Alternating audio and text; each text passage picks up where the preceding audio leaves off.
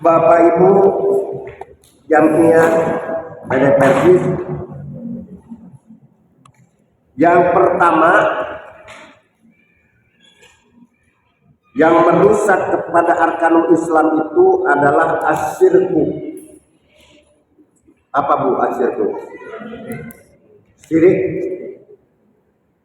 Kalau di Bandung itu syirik itu kadang-kadang dimaknai iri. Syirik ayo kasih akan sok mobil deui bae. Nah, yang syirik nu di dieu mah sanes syirik nu eta Ibu. Tapi asyirku la dzulmun adzim. Syirik nu di dieu mah maksudnya itu, yaitu menyekutukan Allah dalam melakukan ibadah kepadanya. Menyekutukan itu adalah membuat pesaing, membuat rival daripada Allah Subhanahu wa ta'ala, bertentangan dengan pernyataan Al-Quran, qul huwallahu ahad. Ahad itu adalah esa. Esa itu bukan satu. Kalau satu itu bisa dibagi.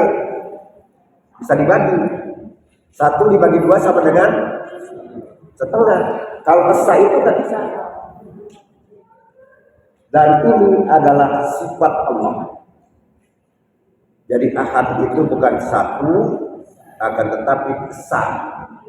Jumlahnya yang tidak bisa dibagi. Untuk lebih mendalami, silahkan dicatat, bisa dilihat di dalam surah An-Nisa ayat 116. An-Nisa ayat 116. A'udzu billahi minasy syaithanir rajim. Innallaha la yaghfiru an yushraka bihi wa yaghfiru ma duna dzalika liman yasha wa man yusyrik billah faqad dhalla dhalalan ba'ida. Allah tidak akan mengampuni dosa syirik dan Dia mengampuni dosa selain itu. Ungkapan ini tolong jangan dimanfaatkan begini Pak dan Ibu. Yang penting mah jenengan dosa malah syirik baik. Eta mengabunuh, maling, zina, lain syirik. Jangan dimaknai seperti itu. Bahwa semua perbuatan dosa itu di hadapan Allah tetap dimintai pertanggungjawaban. Qalilun au katsirun, sedikit atau banyak bakal dimintai pertanggungjawaban.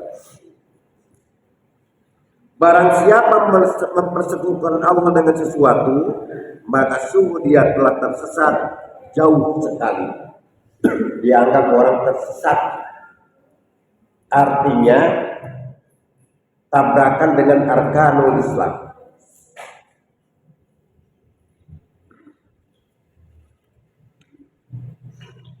Kemudian bisa dilihat juga dalam surah Al-Maidah ayat 72.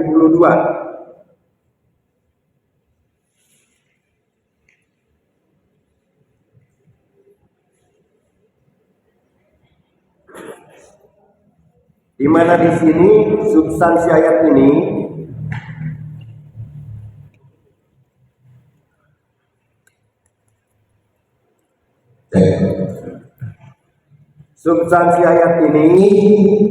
tapi kaku isinya nggak pakai ini juga kedengaran ya terus di WA.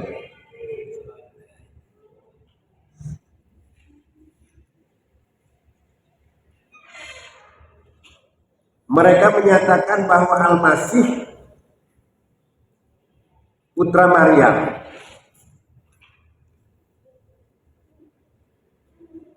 itu sebagai Tuhan. Padahal Al-Masih sendiri berkata kepada Bani Israel, sembahlah Allah. Al-Masih sendiri, Nabi Isa sendiri bicara seperti itu. Tuhanku dan Tuhanmu sesungguhnya barang siapa yang mempersekutukan sesuatu dengan Allah, maka sungguh Allah mengharamkan surga baginya. Na'udzubillah min. Jadi yang pernah berbuat syirik itu haram hukumnya masuk surga. Na'udzubillah min dzalik. Sedangkan surga itu dambaan kita semua ya. Harapan kita semua. Sejelek apapun kita, sebanyak apapun dosa kita, tetap kita minta ampunan kepada Allah, dan ujung-ujungnya klimaksnya ingin dimasukkan kepada surga-Nya Allah Subhanahu wa Ta'ala. Dan tempatnya ialah neraka, dan tidak ada seorang penolong pun bagi orang-orang yang zalim itu.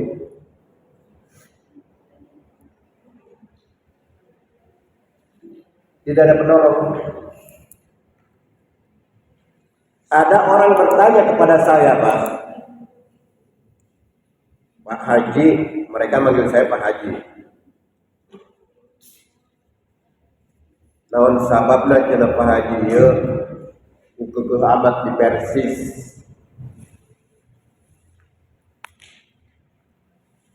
Tidak pernah di organisasi lain. Saya bilang, di Persis ini kajian-kajiannya itu siapapun yang berbicara intinya tetap mengajak kepada jamiah ar-ruju ilal Qur'an was sunnah, untuk selalu berpedoman, berpatokan kepada Al-Quran dan Sunnah. Baik, kita lanjut ya. Sekarang kita lihat di dalam surah Luqman ayat 13. Wa idh qala Luqmanu libnihi wa huwa ya'iduhu ya bunayya la tusyrik billah inna syirka la dzulmun adzim. Dan ingatlah ketika Luqman berkata kepada anaknya, ketika dia memberi pelajaran kepadanya, wahai anakku, janganlah engkau mempersekutukan Allah. Sesungguhnya mempersekutukan Allah adalah benar-benar kezaliman yang besar.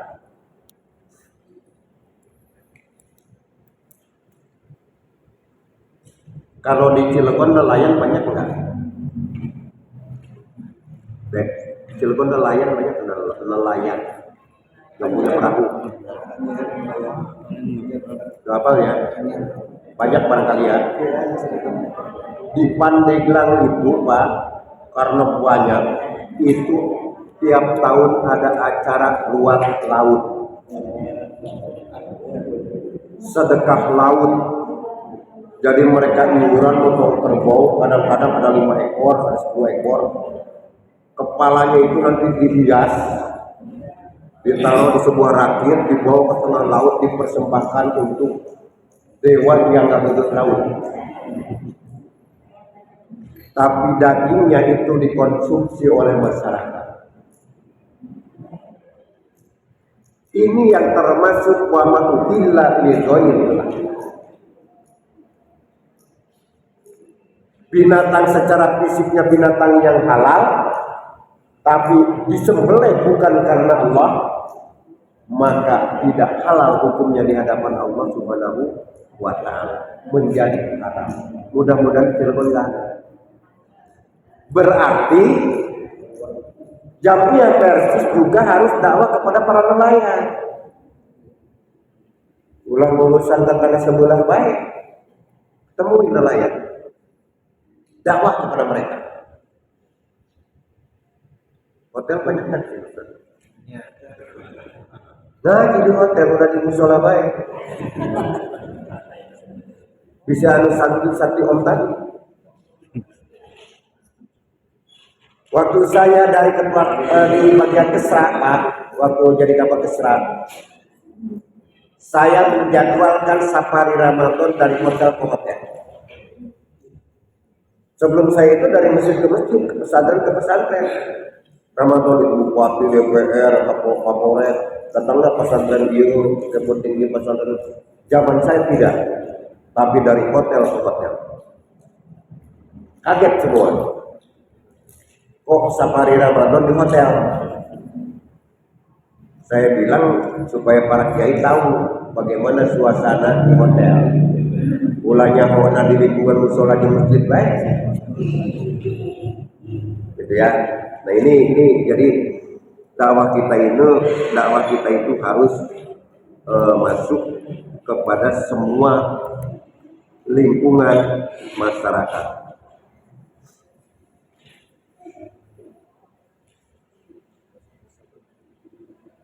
Bapak Ibu sekalian,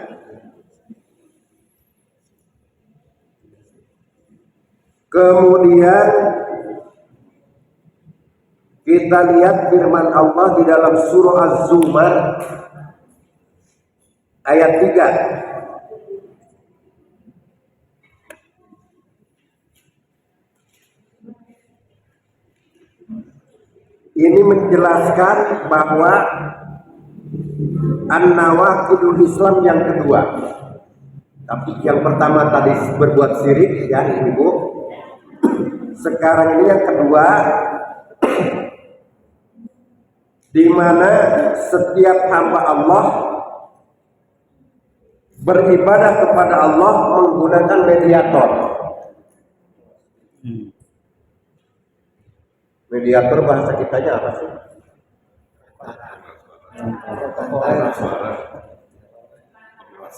Bukan perantara penghubung. Pakai penghubung. Dengan argumentasi orang badai menghadap kabupaten itu bisa langsung tidak perlu melalui kemudian. Menghadap gubernur apalagi, menghadap presiden apalagi, harus selaku ajudan. Kalau sudah ada indikasi boleh bapak ketemu jam sekian baru bisa bertemu, atau jam jalan. Tapi ketika kita menghadap Allah tidak boleh pakai perantara. Apa sih perantara bahasa fikihnya itu? Saya ada kan istilah fikih. Nah, siapa yang ngomong perantara? Yang ngomong tawasul? Berarti ada paham pada agama. Jadi bertawasul itu adalah perantara, mediator, penghubung. Kalau kepada Allah itu sesuai perintah Allah, udhuni astajib, minta kamu kepadaku, niscaya aku penuhi. Jadi Allah jangan disetarakan dengan jabatan manusia, dengan kekuasaan kedudukan manusia. Jadi tidak pakai mediator atau penghubung. Orang-orang yang mereka seru mencari jalan kepada Allah, Tuhan mereka, siapa di antara mereka yang lebih dekat kepada Allah dan mengharapkan rahmatnya dan takut akan azabnya. A'udzubillahi minasyaitonir rajim. Alla lillahi dinul khalis walladzina takhadhu min duni awliya ma na'buduhum illa liqarribuna ila Allah zulfa. Innallaha yahkumu bainahum fima hum fihi yakhtalifun. Innallaha la yahdil man huwa kadzibun kafar.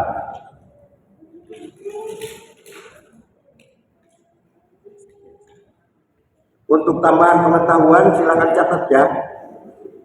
Dalam surah Yunus ayat 59.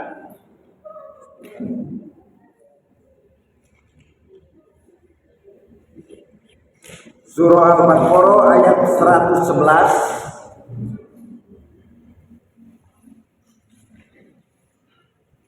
Surah Al-Isra atau Bani Israel 17 dan 18, Surah Yunus ayat 18.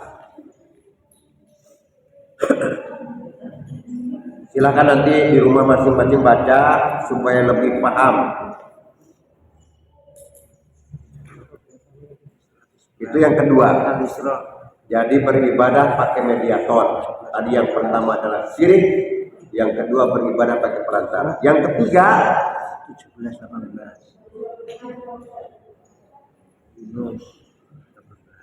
Yang ketiga itu adalah orang yang tidak mau mengkafirkan orang-orang musyrik. Pernah kan ramai di TikTok, di WA, di mana video, kamu kalau menurut saya sebagai orang musyrik, sebagai orang kafir, kamu kesana ada ke Arab, jangan ada di Indonesia. Pernah kan?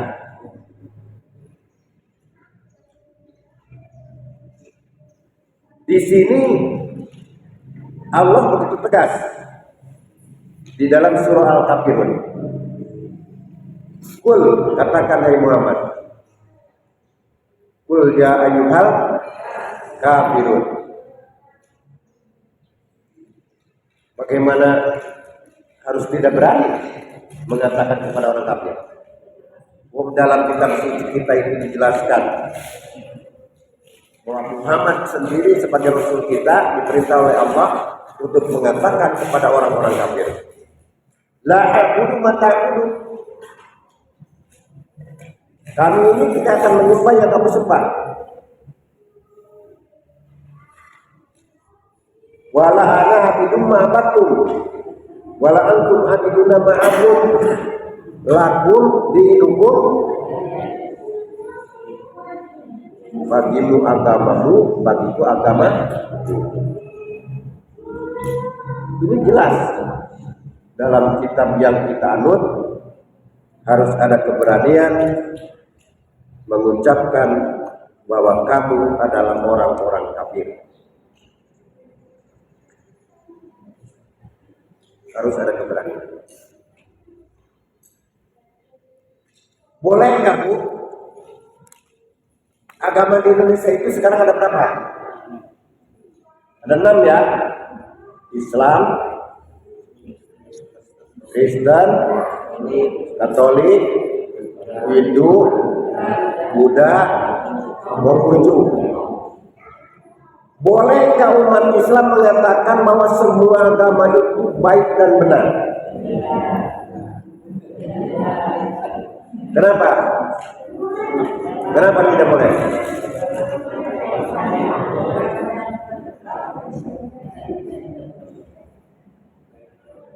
Jadi toleransi beragama jangan mengatakan pernyataan seperti tadi. Jangan berani coba-coba mengucapkan semua agama yang di Indonesia ini semuanya baik dan benar. Kecuali ngomongnya begini, kecuali ya, semua agama di Indonesia yang 6 itu baik dan benar, menurut pemeluknya. Baru itu sah. Baru sah menurut pemeluknya. Tapi kalau seorang muslim menyatakan bahwa semua agama baik dan benar, itu adalah indikasi bahwa kita sudah mulai keluar dari area keislaman kita. Nggak boleh. Jadi jangan main-main dengan ucapan, jangan main-main dengan ungkapan atau pernyataan, ya. Bahwa di hadapan kita itu inna dina indallahil Islam. Tidak ada agama yang lain kecuali adalah Islam. Yang ketiga ya. Yang keempat, orang yang meyakini bahwa ada hadyu. Apa itu hadyu? Jalan dan perangai lain yang lebih sempurna dari Rasulullah Sallallahu Alaihi Wasallam. Ini kalau kita mengikuti aktif tayangan tentang Al Zaitun, ya, ini nyerempet ke area sini. Jadi ada selain Assalamualaikum ada apa? Salamnya apa Ustaz? Salam. Ada salam. Jadi ada keyakinan bahwa ada kebaikan, ada pahala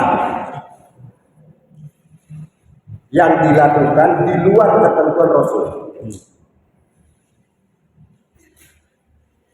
Contohnya yang dikembangkan oleh Panji Gumilang. Dan ternyata Panji Gumilang itu punya peternakan babi, Bapak Ibu. Punya banyak. Surah Muhammad ayat 8 dan 9.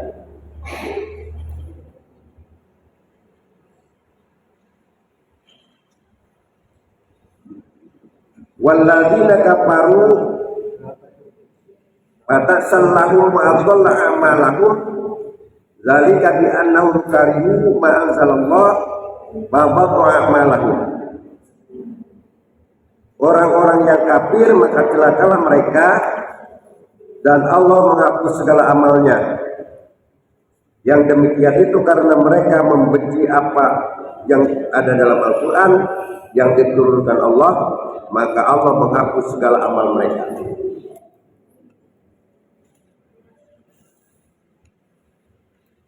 Kita sampai jam berapa ini? Ustaz? 12. Ya berarti kurang lebih 15 menit lagi ya. Itu mah telat itu mah. Yang benar itu jam 10 kurang 15 menit.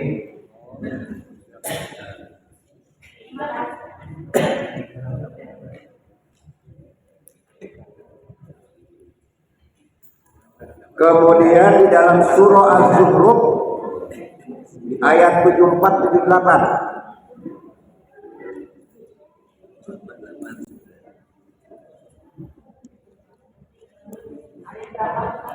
ayat 74 dan 78.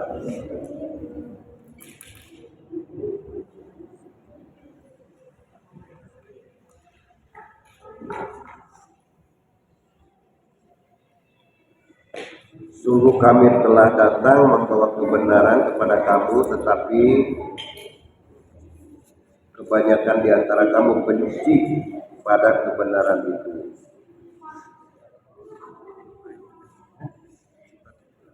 Bapak Ibu sekalian, Jamiah Persatuan Islam, kira-kira kalau di antara kita berbuat dosa itu faktornya apa?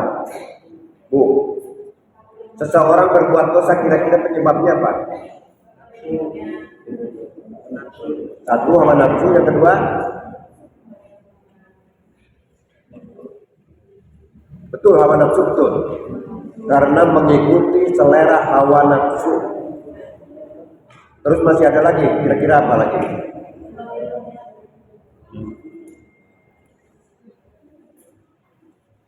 Ada nggak orang berbuat dosa karena ketidaktahuan? Ada nggak? Ya, ada. Ada, berarti masuk ya. Jadi seseorang berbuat dosa itu satu karena ketidaktahuan tentang hukum hal tersebut, kedua karena mengikuti hawa nafsu. Kalau perbuatan dosanya karena ketidaktahuan, bagi umat Islam itu tidak ada ruang sebenarnya. Kenapa? Karena mencari ilmu di hadapan orang Islam itu hukumnya wajib. Cuman banyak faktor yang menyebabkan kewajiban itu menjadi hilang secara perlahan. Karena kemalasan, karena faktor tidak ada biaya, karena faktor pergaulan bebas. Di mana berangkat ada ke sekolah, belum sampai ke sekolah sudah gabung dengan teman-teman yang brutalnya. Di mana berangkat di bekelan ke pesantren, menang samwe kan wadi di pesantren duri ke mana-mana. banyak faktor. Cuma sekali lagi kerangka karena kebodohan di dalam Islam untuk berbuat dosa itu sebetulnya tidak ada ruang. Karena ilmu pengetahuan, mencari ilmu dalam Islam hukum yang wajib. An-nadhafatu minal, pertama kebersihan ya. Ini luar baik.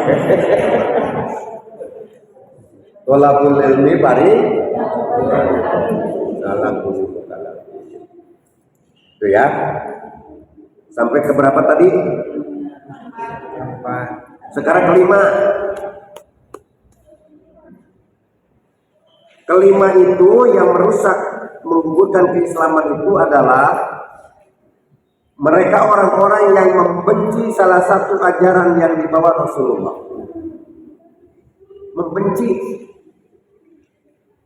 Membenci di sini baik secara lisan atau akal.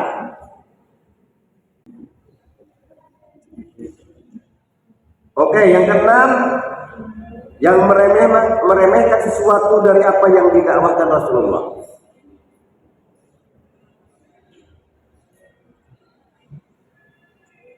Bisa dilihat di dalam surah At-Taubah ayat 65-66.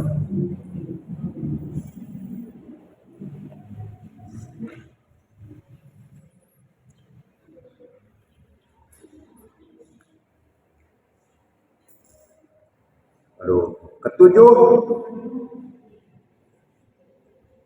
sihir, ilmu sihir.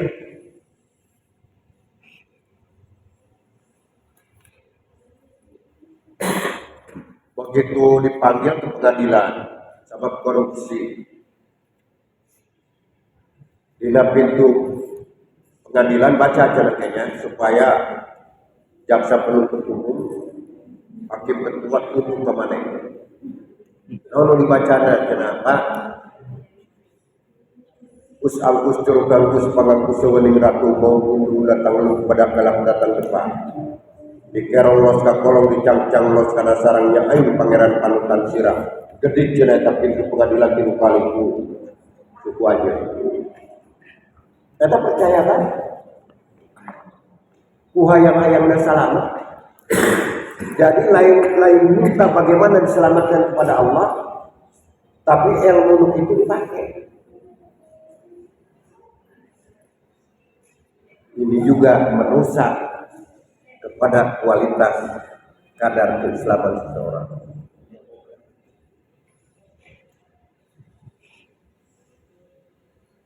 Saya lahir di Sukabumi, seperti yang saya katakan tadi Bapak Ibu sekalian. Di sana itu dulu paling terkenal satu masalah ilmu pelet. Ilmu pelet Bapak. Jadi kalau seseorang supaya jatuh cinta, itu dibacakan jam pelet.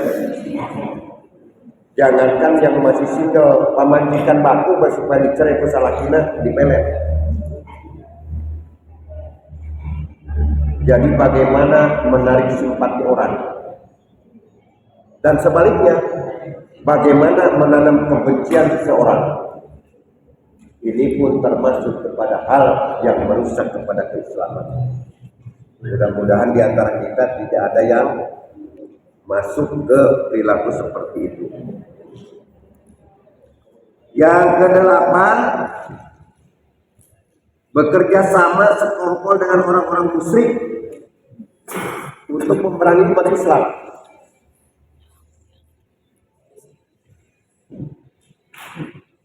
Barengan hari tampang dua ustad, tapi justru keustadannya dipakai merusak umat Islam itu sendiri. Ya, agak itu lah. Lalu dipakai dalam pondok pesantren, tapi justru merusak kepada akhlakul karimah. Yang kesembilan,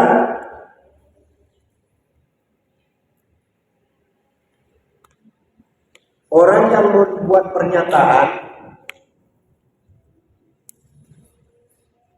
dan memberi kelonggaran kepada pihak lain untuk keluar dari syariat Nabi Muhammad SAW.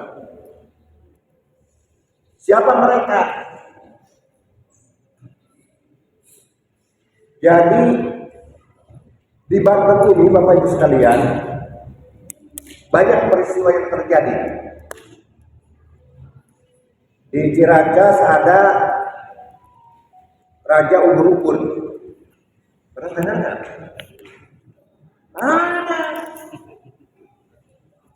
Ada Ciracas. Ditangani oleh FUI Serang. Ajarannya itu lebih baik daripada ajaran Rasulullah. Kemudian di Pandeglang, di Cigesik, yang diprakarsai oleh Ahmadiyah. Ramai juga sampai ada kiai yang dipenjara segala rupa. Karena mereka mengajarkan ajaran agama yang lebih baik daripada ajaran Muhammad Rasulullah.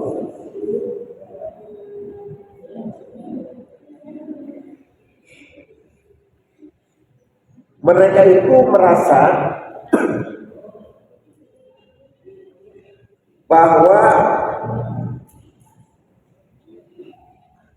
mereka sudah mencapai tingkat keilmuan dan makrifat tertentu.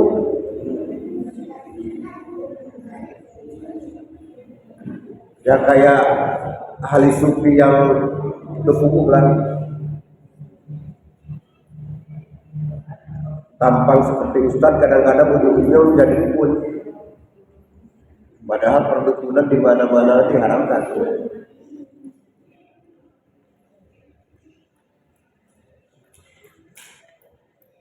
Ini bisa dibantah oleh kita di dalam surah Al-A'raf ayat 158. Al-A'raf 158. Kemudian surah Al-Anbiya ayat 107. Wa ma arsalnaka illa rahmatan lil alamin. Yang ke-10 terakhir, ngaku Islam tapi berpaling dari ajaran Islam dan tidak pernah melakukan amalia Islam. Ya jelas, sholat tudaik, nanaun tudaik, baca Quran itu bisa. Di lingkungan komplek kami, Bapak Ibu sekalian, di Pandeglang, semuanya itu pejabat. Ada yang pensiunan Kapolres, pensiunan Dandim, pensiunan Sekda, pensiunan Bupati, kepala dinas, kepala biro. Sekali waktu remaja mesti datang ke rumah. Haji, kami mau mengadakan lomba dalam rangka peringatan Maulid Nabi. Satu lomba azan, kedua cerdas termata Al-Quran, ketiga tilawah Al-Quran. Yang tilawah Quran ini yang saya tanya kepada pemuda remaja masjid, pesertanya anak-anak atau siapa? Anak-anak siapa? Saya bilang untuk tilawah Quran jangan anak-anak, bapak-bapak dengan ibu. Gitu kan? Kenapa saya berseloroh seperti itu? Karena saya yakin para pejabat, para pensiun ini belum cukup bisa baca Quran, Pak. Gus pensiun belum tentu bisa. Mukharijul hurufnya gak jelas, sifatul hurufnya gak jelas, izhar idghamnya baik yang tidak jelas. Jabatannya memang hebat. Pertanyaannya, bekal apa yang akan mereka bawa untuk menuju alam yang lain? Makanya kata saya, peserta tilawah Quran ini jangan yang anak-anak, yang tua tuh persunan. Kalau mereka nanti butuh guru, insya Allah saya siap untuk belajar Al-Quran. Dan ternyata terbukti, Bapak Ibu sekalian, kesulitan di sekolah. Kalau mana wala anak, kalau mana wala antum. Saya tanya bedanya iya dan wa iya di dalam surat Al-Fatihah apa? Mereka nggak bisa jawab. Nah, Ustaz bedanya iya dan wa iya di dalam surat Al-Fatihah. Hah? Hari iya makan buku, hari waya makan setahun juga beda. Saya siapa?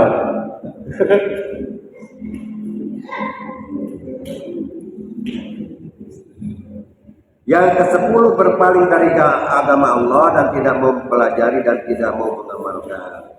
Kembangkan nanti baca surat As-Sajdah ayat 22.